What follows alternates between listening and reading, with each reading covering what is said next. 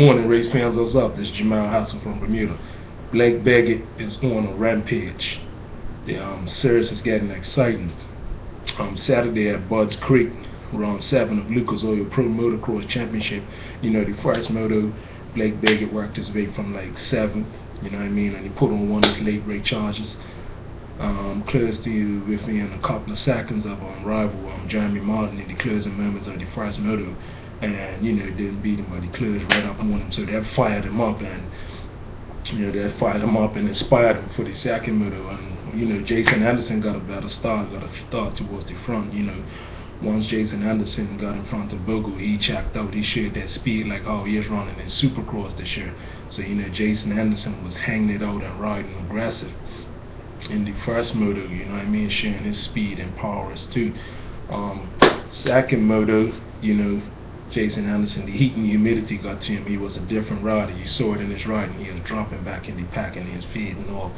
So you know, he said it wasn't his fitness, it was just like it's hot out there. So I don't know what he's trying to say.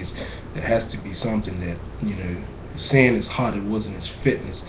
Maybe he's got to work on something. He probably weren't hydrated enough or something. So you know, you have to go back and check that, because on the first moto he was on form, charging like he is on a Supercross track. Oh, you know, this series is getting exciting. The in the 250 lights class, you know, it's going down to the wire between Jeremy Martin and Blake Baggett.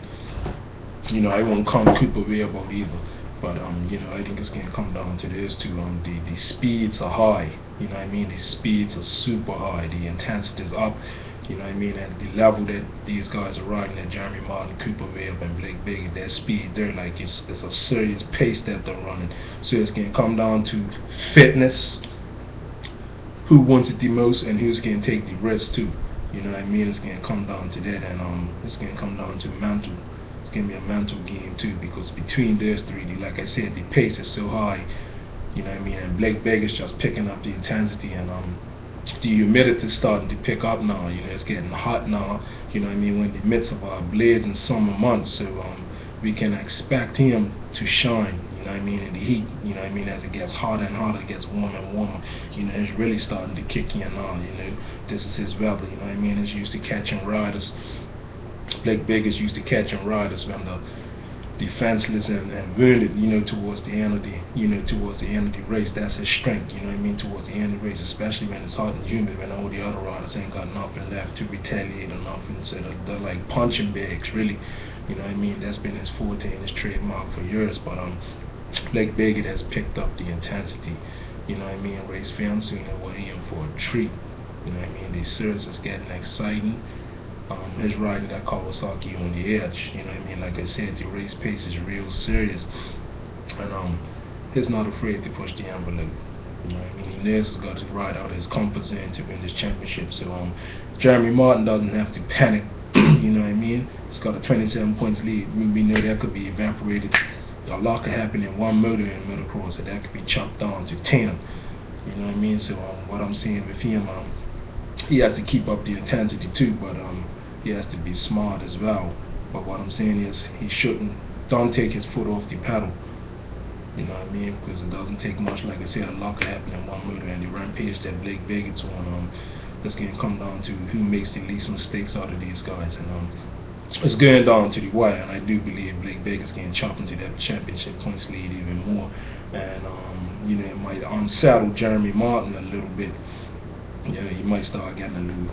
The closer the points, the more the points narrow down. You see his Blake closing in, and we only got like 4 rounds coming up, so it's going to be exciting. And yeah, if I was Martin, I won't panic right now, but he can't take his foot off the pedal, and he's got to keep on looking forward, because Baggett wants the championship, and it's going down to the wire.